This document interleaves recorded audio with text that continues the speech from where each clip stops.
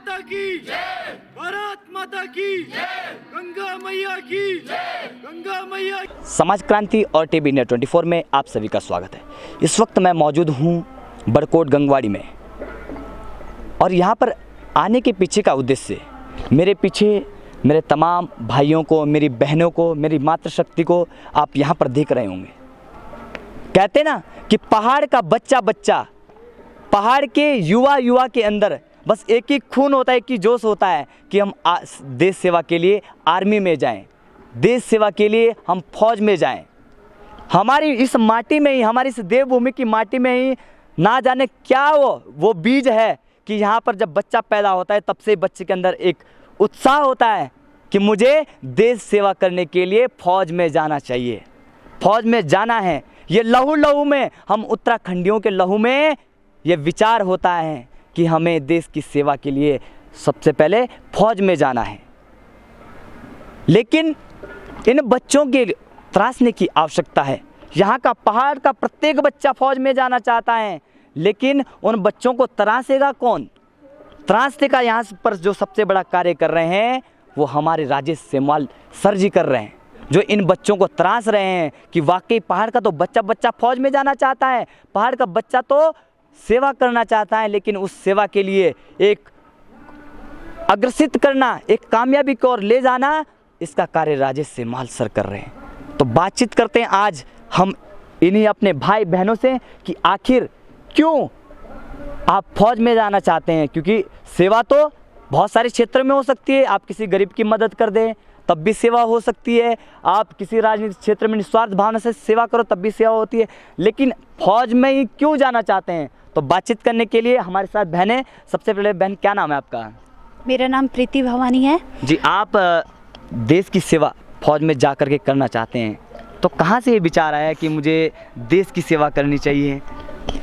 सबसे पहले मैं समाज क्रांति न्यूज को प्रणाम करती हूँ और वंदे मातरम ट्रेनिंग एजुकेशन में उनका स्वागत करती हूँ। जैसे कि यहाँ जो हमें ट्रेनिंग दी जा रही है जी, हमें फौज पुलिस में जाने के लिए दी जा रही है जी। मैं एक आर्मी अफसर बनना चाहती हूँ, मैं देश की सेवा करना चाहती हूँ जी।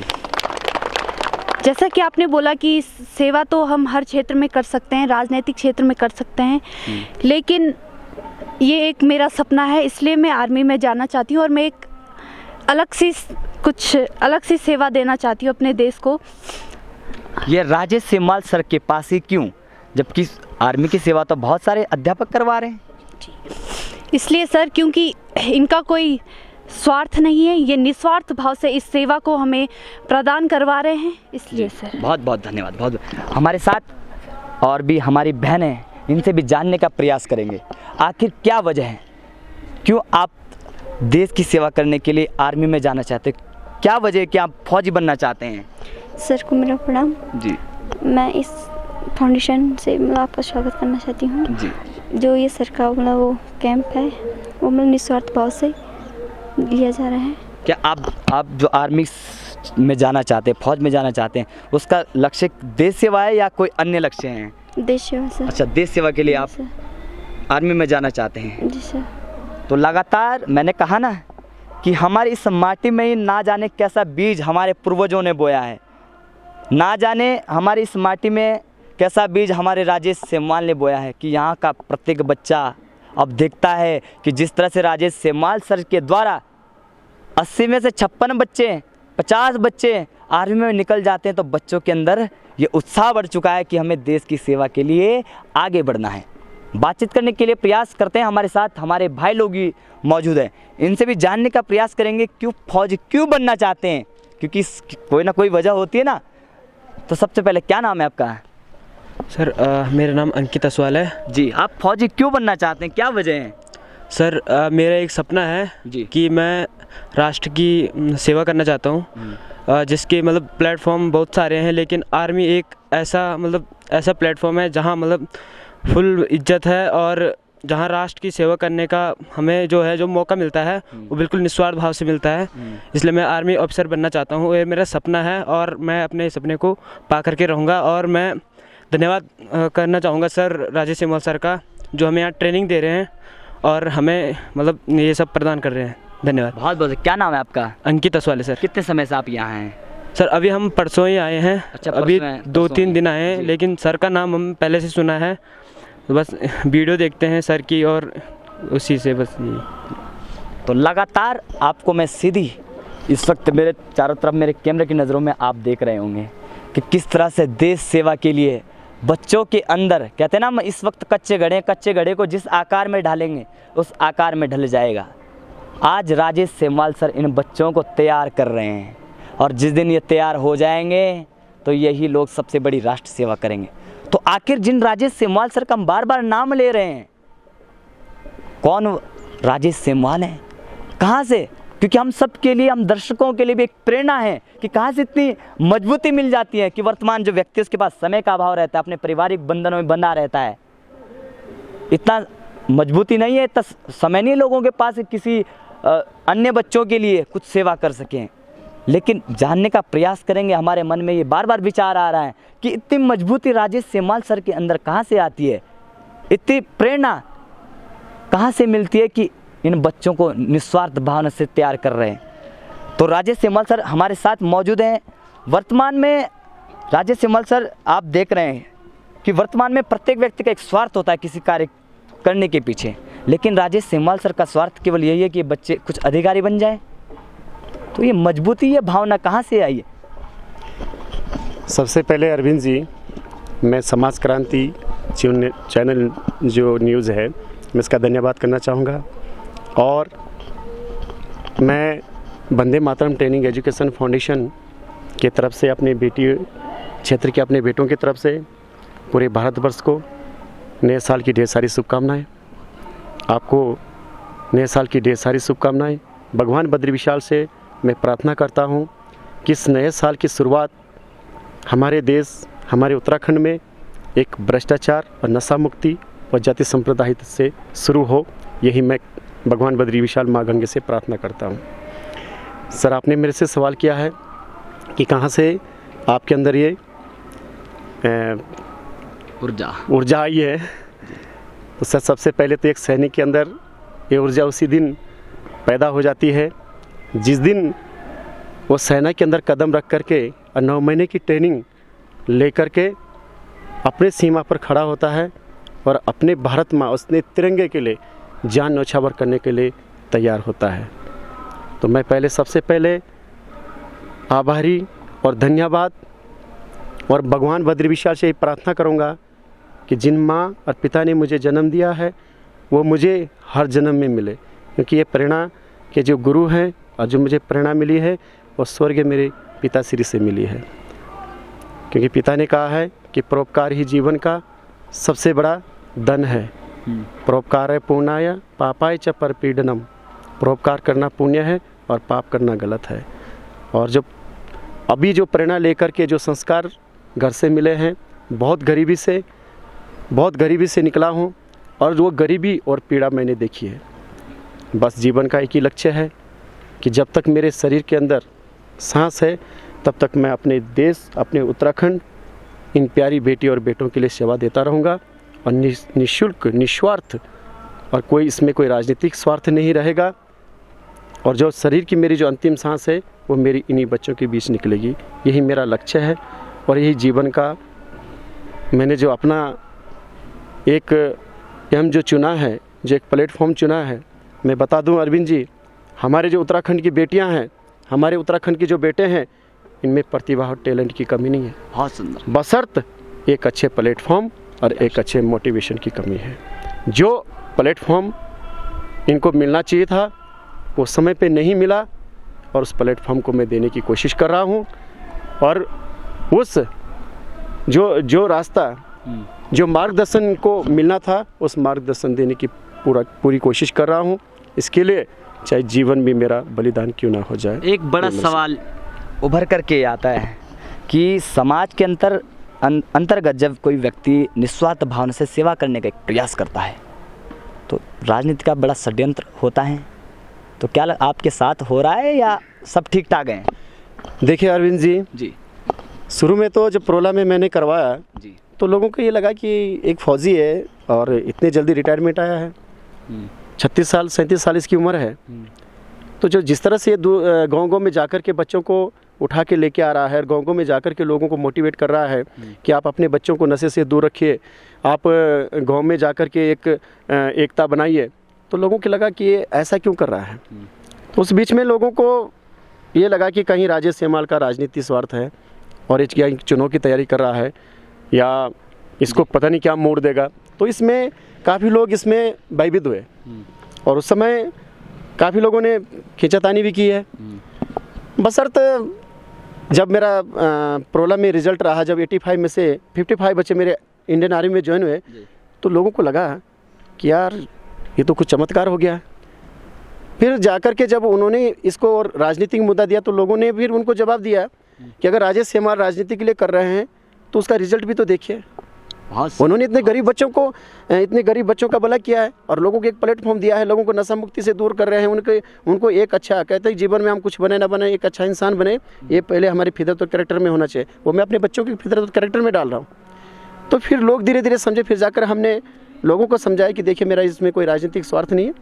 तो अरविंद जी देखिए अभी इतना तो बड़ा कोई इशू नहीं है, ऐसा कुछ नहीं कि लोग मुझे कोई परेशान कर रहे हैं। और आप जैसे समाज से भी, आप जैसे बुद्धिजीवी लोग जुड़ रहे हैं, साथ दे रहे हैं।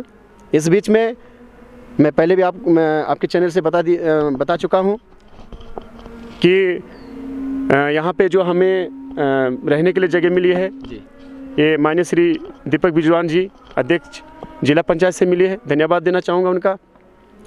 और धन्यवाद देना चाहूँगा माननीय श्री केदार सिंह जी का, उन्होंने हमारे बच्चों के लिए 200 ट्रैक सूट भेजे हैं। धन्यवाद देना चाहूँगा पुरोला क्षेत्र के विधायक जी, उन्होंने भी हमारे बच्चों के लिए पौष्टिक आहार दिया था उस समय। और धन्यवाद देना चाहूँगा बड़कोट के चेयरमैन महोदया दीदी जी का, अनुपमा जी का, उन्होंने हमारे एकेडमी के लिए यहाँ पे बर्तन की आवश्यकता थी, उनके लिए उन्होंने बर्तन भेजे हैं, पतीले भेजे हैं, थालियाँ भेजी हैं। तो इस तरह से लोग जुड़ रहे हैं। बशर्ते लोगों के अंदर एक सोच थी निगेटिव कि कहीं राजेश सेमवाल कुछ ऐसा ना कर दे, तो ऐसा कुछ नहीं है। बस जो मेरा मोटो है वो यही है कि मैं गांव में जाऊंगा। मैं कॉलेजों में जा रहा हूं और लोगों से शपथ दिला रहा हूं। और सबसे पहला मेरा यह है कि मैं अपने बच्चों को नशा मुक्त करूं, क्योंकि हमारे यहाँ ड्रग्स तक पहुंच चुका है। बस जिस दिन मैं अपने क्षेत्र को, अपने बेटा बेटियों को इस नशा से दूर कर पाऊँगा और जिस दिन मैं इनको एक अच्छा ट्रेनिंग दे करके अपने देश के लिए तैयार कर पाऊँगा, उस दिन मैं समझूंगा मेरा जीवन धन्य है। और यही मेरा लक्ष्य है, यही मेरा जीवन। बहुत ही सुंदर। कहते हैं ना कि गुरु चाहे तो बच्चे को चोर बना सकता है, अगर वही चाहे तो, क्योंकि हम इस वक्त कच्चे गड़े हैं, हमें जिस आकार में ढालना चाहें वो उस आकार में हम ढल सकते हैं। तो आज इन बच्चों को एक देश की सेवा के लिए इन बच्चों को एक आकार दे रहे हैं कि जब ये बच्चे ढल जाएंगे, जब इन बच्चों के अंदर देश की सेवा करने का विचार आ जाएगा, तो मुझे लगता है कि हमारे क्षेत्र में विकास भी होगा, हमारा क्षेत्र भ्रष्ट सिस्टम से भी ख़त्म होगा, हमारे क्षेत्र में जो भ्रष्टाचार हो रहा है उससे भी दूर होगा।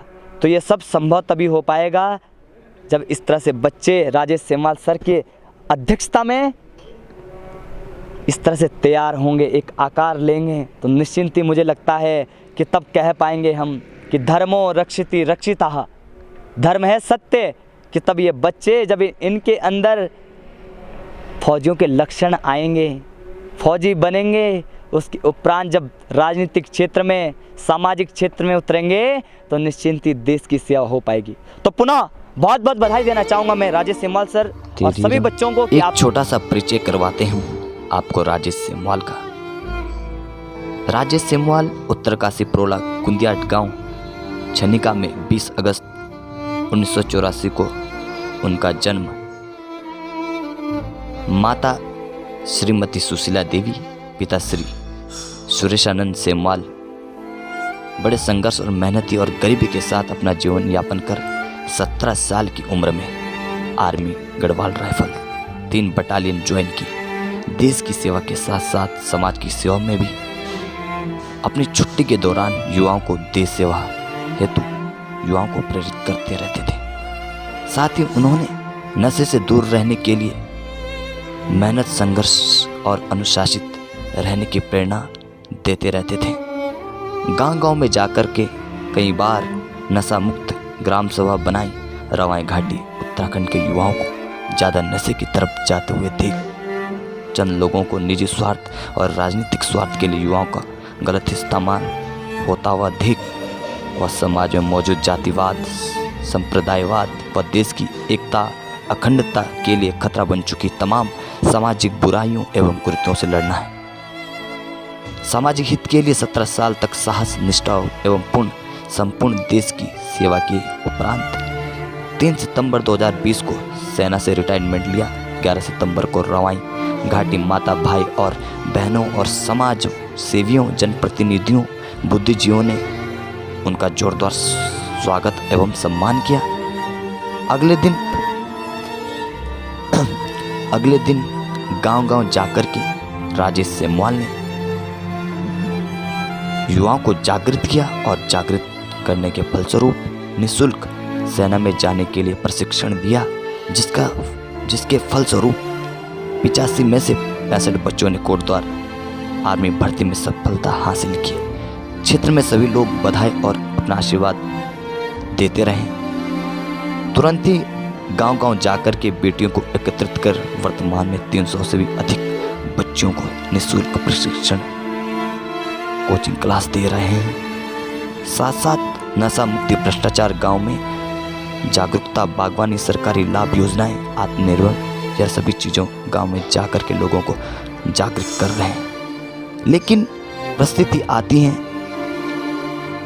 चंद राजनीतिक लोगों को मेरे से परेशानी हो रही है और लगातार उनका पीछा कर रहे हैं। तरह तरह की धमकियां दी जा रही है और बदनाम करने के लिए, फंसाने के लिए कई सारे षड्यंत्र रचे जा रहे हैं ताकि राजेश सेमवाल अपने मिशन असफल हो जाए।